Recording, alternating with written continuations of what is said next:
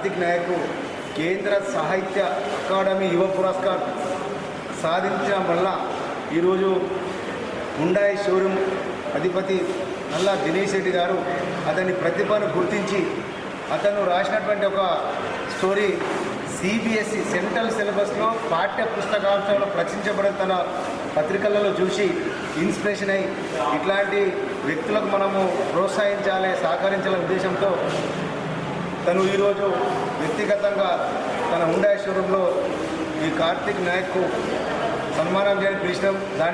దానికి Hyundai showroom అధినేత నల్లా దినేష్ రెడ్డికి హృదయపూర్వకంగా మేము అభినందిస్తున్నాం, కృతజ్ఞతలు తెలియజేస్తా ఉన్నాం.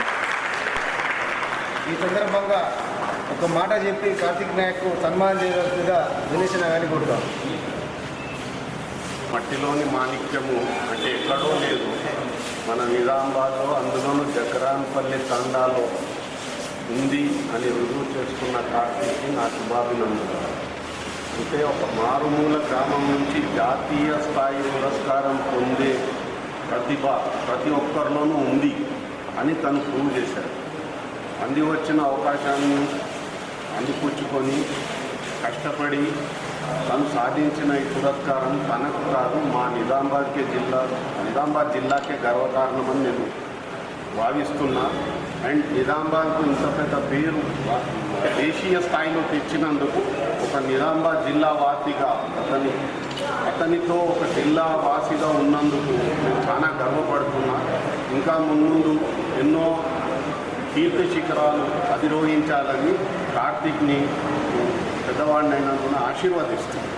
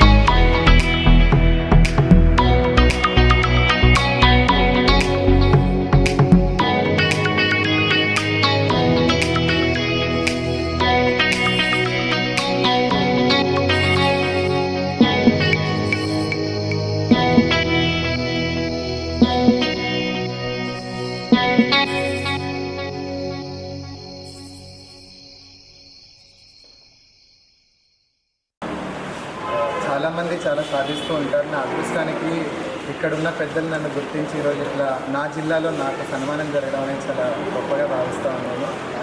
నాలాంటి వాళ్ళు చాలామంది ఎక్కడెక్కడో ఉంటారు, వాళ్ళ గురించి చాలా వరకు బయట ఇన్ఫర్మేషన్ రాదు. బట్ అవార్డు వచ్చి ఏడాది అయిన తర్వాత నా గురించి మెల్లిమెల్లిగా ప్రజలకు తెలవడము, తెలిసి నన్ను ఇక్కడ పిలిపించి మరీ సన్మానించడం, దాంతోపాటు వీళ్ళు చేసే సోషల్ కార్యక్రమాలు, వీళ్ళ హాస్పిటాలిటీ ఏదైతే ఉందో అది ఇంకా కంటిన్యూ చేస్తూ ఇలాగే అందరికీ ఆ సపోర్ట్ అనేది వీళ్ళు అందించాలని కోరుకుంటూ ఉన్నాను. ప్రత్యేకంగా ఇది నిజంగా అంటే జిల్లాలో ఇంట గెలిచి రచ్చ గెలవాలి అంటారు కదా, సో నేను రచ్చ గెలిచి తర్వాత ఇంట గెలుస్తున్నాను. ఒక రకంగా ఇది చాలా గొప్పగా ఉంది. నిజానికి మాట్లాడడానికి మాట్లాడలేదు. అండ్ ఇలాగే ఈ హాస్పిటాలిటీ, ఈ సపోర్ట్ అనేది అందరికీ ఉంటుందని కోరుకుంటున్నాను. Thank you so much.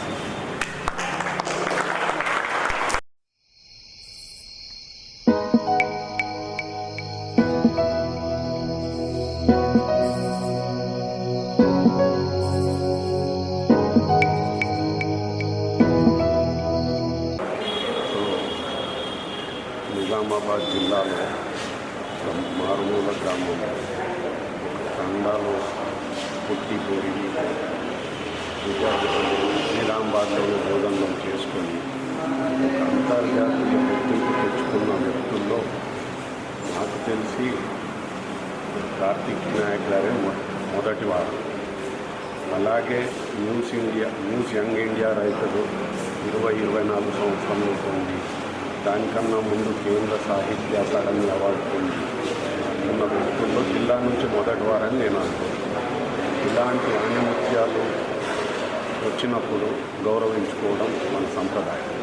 అందులోనూ మన జిల్లాకే ఒక వన్నె తెచ్చిన సాహితీ అభిలాషి లేదా సాహిత్యకుడు, నాకు పదాలు రావట్లేదు, కానీ ఇటువంటి వ్యక్తిని మనం ఆదరించుకోవాలి. అలాగే ఇలాంటి వారిని వెన్నుతట్టి నడిపిస్తూ ఇంకా ఎంతోమంది వీరిని పూర్తిగా తీసుకొని ఒక సాహిత్యము, కళ అనే కాకుండా ప్రతి రంగంలోనూ, అంటే మట్టిలో మాణిక్యమై తను మెరిశారు, అలానే ప్రతి ఒక్కళ్ళకి అవకాశం ఉంటుంది. ఎందుకంటే నా జీవితంలో కూడా నేను సైకిల్తో స్టార్ట్ చేశాను. ఈరోజు ఇక్కడ ఉన్నానంటే ఈ సొసైటీ నన్ను ఎదగడానికి అవకాశం ఇచ్చింది. అలాగే ఈ సొసైటీలో ఎంతోమంది ఉన్నారు, అవకాశం లేక కృంగిపోతున్నారు. అలాంటి వారికి జీవితం ఇవ్వాల్సిందిగా నేను మన నిజామాబాద్ జిల్లా వాళ్ళందరినీ కోరుతున్నాను. ప్రతి ఒక్కరూ తమ తమ రంగంలో మన కార్తిక్ గారిని పూర్తిగా తీసుకోండి, విజయ శిఖరాలను అధిరోహించండి. మీరు కూడా అతనిలాగానే, కానీ మీలో ఉన్న దానికి మీరు శ్రమ, పట్టుదల అనే ఆ రెండింటిని సానపడితే మీరు కూడా గెలుస్తారని ప్రతి యువకుడికి, ఎస్పెషల్లీ నేనైతే మా స్టాఫ్ అందరికీ రిక్వెస్ట్ చేస్తున్నాను. నేటి నుంచి రమేష్ గారిని ఆదర్శంగా తీసుకొని మీరు కూడా మీ రంగాల్లో పైకి ఎదగాలని కోరుతున్నాను. అండ్ కార్తీక్ గారికి నెలకోసారన్న నిజామాబాద్ వచ్చి తను స్ఫూర్తిగా ఎక్కడో చిన్న కార్యక్రమం ఏదన్నా పెట్టి ఇతరులను స్ఫూర్తిమంతులుగా చేయమని, ఇతరులకు ఆదర్శంగా నిలబడమని నేను కోరుతున్నాను. చెందిన వ్యక్తిగా నేను నిజామాబాద్ జిల్లాలో ఈరోజు హుండాయ్ షోరూంలో దినేష్ గారి సన్మానంతో నేను చాలా గర్వపడుతున్నాను. ఎందుకంటే చాలామంది చాలా సాధిస్తుంటారు. నిజామాబాద్ నుంచి చూసుకుంటే మనకి నిఖిత్ జరీన్ కావచ్చు, మాధవపూర్ణ, ఇలా చాలామంది ఉన్నారు. ఎంతమంది ఉన్నా ఏమున్నా కానీ మా లాంటి వాళ్ళకి చిన్న సన్మానం అనేది ఉంటుంది. ఆ ఎంకరేజ్మెంట్ అనేది చాలా గొప్ప స్ఫూర్తినిస్తుంది. సో లైక్ నిజానికి నిజామాబాద్ అనగానే ఎక్కడ ఎవరితో అన్నా కానీ నిజామాబాద్ అనగానే అందరు దుబాయ్కి వెళ్తారు, నువ్వు కూడా నీకు కూడా ఆలోచన ఉందా అని అనుకుంటాను. నిజంగా నిజామాబాద్లో అన్ని రకాలుగా అవకాశాలు ఉన్నా కానీ స్టిల్ మనకి ఇలాంటి పరిస్థితి ఉంది. లైక్ చాలామందికి చాలా చేయాలని ఉంటుంది, కానీ కుటుంబ పరిస్థితులు కావచ్చు, లేదంటే చుట్టూ ఉన్న సమాజపు లైక్ స్ట్రెస్ కావచ్చు, వీటిని అన్నింటినీ ఎదుర్కొని బయటకు వచ్చేవాళ్ళు చాలా తక్కువ. నా అదృష్టానికి నేను ఎంత స్ట్రెస్ ఉన్నా, ఇంట్లో ఎన్ని గొడవలు జరిగినా, నేను రాయొద్దని మా వాళ్ళు ఎంత పడినా, చదువుకోమని చెప్పిన దాన్ని నేను ఇగ్నోర్ చేసి నేను కావాల్సింది డిస్టెన్స్లో చదువుకుంటూ ఇది చేసిన క్రమంలో లైక్ నాకు కావాల్సింది నేను ఇప్పుడు 27 సంవత్సరాలు 27 సంవత్సరాల్లో నేను 6 పుస్తకాలు రాశాను, నాకు అవార్డ్స్ వచ్చాయి.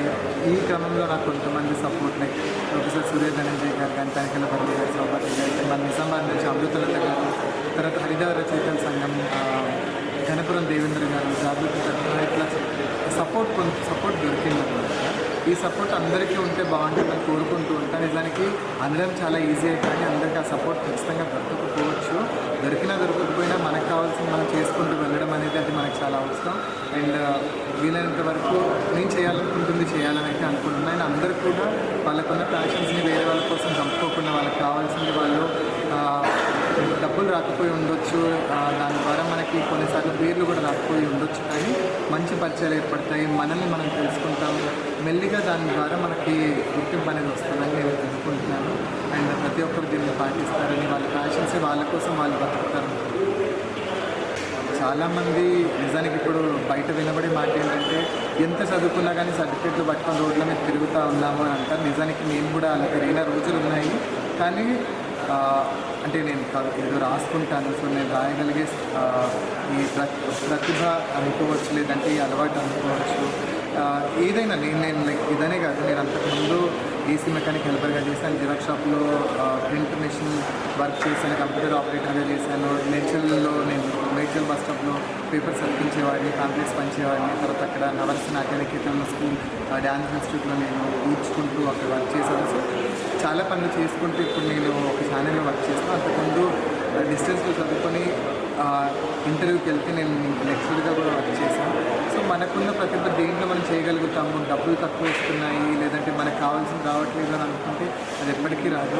ఏదో ఒకటి బతకడానికి కావాలి, మనం చనిపోకుండా జస్ట్ బతకడానికి కావాలి కాబట్టి ఏదో ఒకటి చేసుకుంటూ ఉండడం అనేది అవసరం. కొంతమంది నామోషిగా ఫీల్ అవుతుంటారు, నన్ను చాలామంది తింటుంటారు, బాగా చదువుకున్నావు కదా, నువ్వు మంచి జాబ్ చూసుకోవచ్చు కదా.